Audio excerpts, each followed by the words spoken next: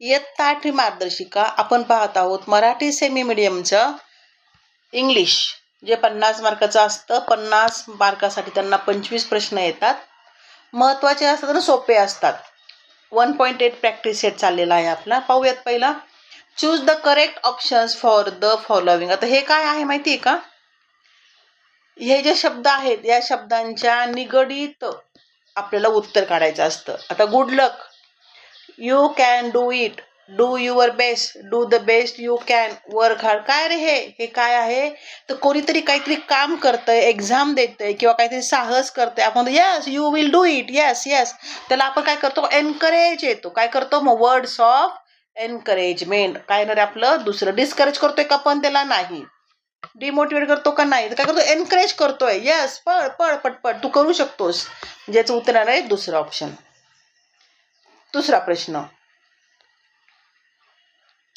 When Madhu won first prize in debate competition, all his friends cheered him. त्याला काय करणार? काँग्रेस करणार ना. कॉंग्रॅच्युलेशन करतो की नाही आपण? Wow, that's great, that's wonderful, glad to hear it, that's really good. हे काय आहे? सगळे कॉंग्रॅच्युलेटिंग वर्ड्स आहेत. तिला आपण अभिनंदन करतोय.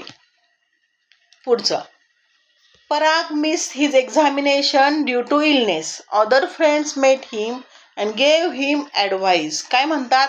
Everything will be fine. प्रत्येक गोष्ट चांगली होईल. डोंट वरी, काळजी करू नको. टेक इट इझी आणि नो प्रॉब्लेम. काय करतात ते? त्याला कन्सोल करतात, म्हणजे त्याला सांत्वन करतात. काय करतात ते? सांत्वन. ठीक आहे बाबा, बुडला पेपर तर बुडू दे, काही नाही, नेक्स्ट टर्मला देशील. किंवा अभ्यास बुडला तर बुडू दे, आम्ही तुला वह्या देऊ आमच्या, है की नाही? सांत्वन देणे, दिलासा देणे. पुढचा प्रश्न. Read the following response in the following web diagram. Choose the correct alternatives. That's too sad, that's terrible, sorry to hear that, that's bad. हे काय? एखादी वाईट गोष्ट ऐकली आपण की आपण ही खूप वाईट झालं रे, सॉरी टू हिअर दॅट. काय येईल ते? Response to bad news. Bad न्यूजला असा रिस्पॉन्स दिला जातो. पुढचा 5वा प्रश्न चाललाय आपला. Choose the correct alternative for the underline word from the sentence below. The apparatus that Ajinkya used connect was very important. अजिंक्यने जोडलेले ॲपरेटस खूप महत्त्वाचे होते.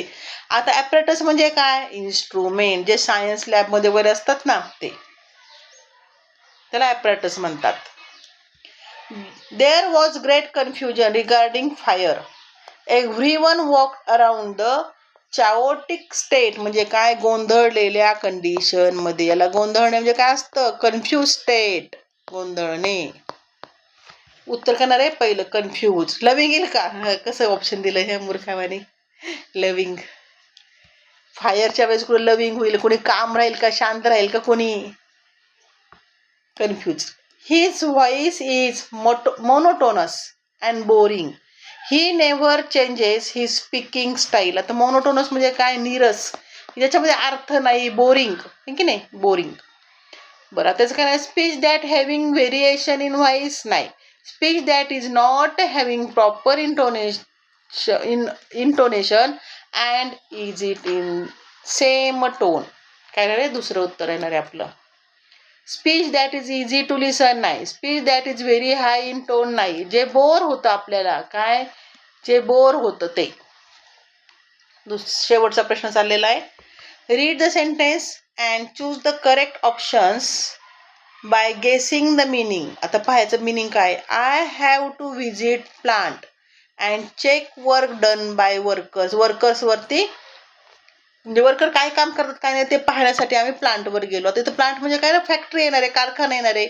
What does plant means in the sentence? Factory.